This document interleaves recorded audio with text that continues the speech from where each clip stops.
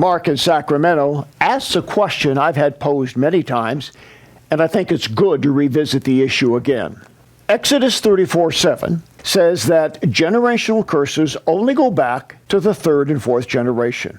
How come we've seen people on your YouTube channel with curses going back 50 plus generations? Well, let's take a look at where this scripture comes from. It's not only in Exodus 34:7, but also in Exodus 20, verse 5. In the first instance, Moses came down from the mountains with the tablets of stone. This particular passage about curses going to the third and fourth generations was there in Exodus 20, verse 5. Of course, we know what happened with the rebellion of the children of Israel. Moses broke the tablets, and he went back up the mountain, and he came back again with the Decalogue in 34, verse 7. In both instances, it says the curses go to the third and the fourth generation. But we need to understand this as a minimum, not a maximum. Our book, Curse Breaking, has a detailed study of this, and we take a good look at it in our International School of Exorcism, and I can't do justice in a few moments here what's explained so thoroughly in the School of Exorcism. But understand this. The phrase, unto the third and the fourth generation, was not meant to be numerically literal. I've consulted with Hebrew scholars, and they all say this was an idiom. It was a Hebrew expression. For example, we sometimes use the colloquial expression, oh, this just seems to go on forever and ever. It's like it has no end. Well, what we're saying is that there's continuity to the particular issue in question. And so it is here. This was a statement of perpetuity. So when a Jew wanted to indicate something seemed to have no end, he would say, oh, to the third and the fourth generation. Let's look at Deuteronomy chapter 28, that classic chapter about curses and blessings. Now, in the first 15 verses, God pronounces all of the many blessings that the children of Israel will receive for obedience. But in verses 16 through 28, he pronounces 3 times as many curses in response to disobedience. And note, there's no end to that. No 3 to 4 generations. It goes on and on and on. There is no limit to the consequences of evil until it's limited. In our ministry, we have a saying that we teach people. A curse isn't broken until it's broken. But when it's broken, it's broken.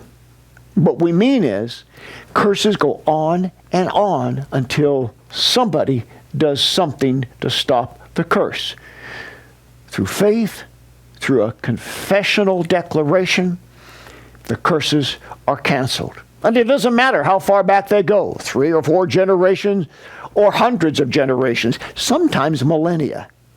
By faith in Jesus Christ and his finished work on the cross, we confess, claim the promise, and declare the curse is broken, no matter how long it has been affecting generations and generations of people. That's the good news. Mark, put your attention on the blessing that is ours in Jesus Christ that we can claim once the curses are broken. By faith in him, by what he did at the cross, and receiving that into our hearts. Cancel curses, break soul ties, cleanse your ancestry, and cast out demons. Enroll now in the International School of Exorcism and the Advanced Academy of Deliverance. In our new book, Set Your Family Free, we teach how to raise children with purity principles, how to prepare them for adulthood, and how to break every assignment of Satan over their lives. We give you the principles of spiritual warfare to fight for your family and to be victorious over the powers of darkness. This is the book that will set your family free. How do you know if your problems are the result of bad life choices or Demons. My 200-page book, Dealing with Demons, has answers for questions most are afraid to ask. Can Christians be demon-possessed? How can I know what's natural and what's supernatural? Dealing with Demons will teach you how to recognize symptoms that the devil is at work in your life. Be one step closer to living in spiritual victory. The most frequent demon that I deal with is the spirit of Jezebel. This demon wants to destroy your health, your finances, your marriage, your family, and your church. My book, Jezebel, is your key to overcoming the most prevalent evil spirit of our age. Get your copy today.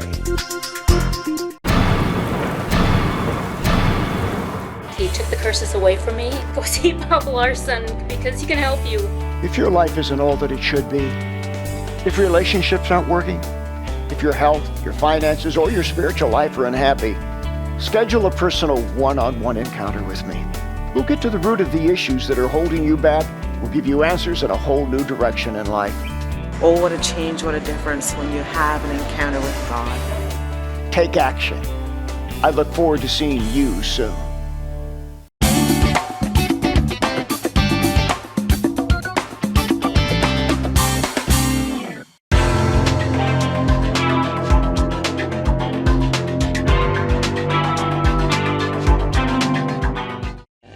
For the latest information on resources, seminars, conferences, training institutes, retreats, and international missions, go to boblarson.org. Thank you for your prayers and financial partnership.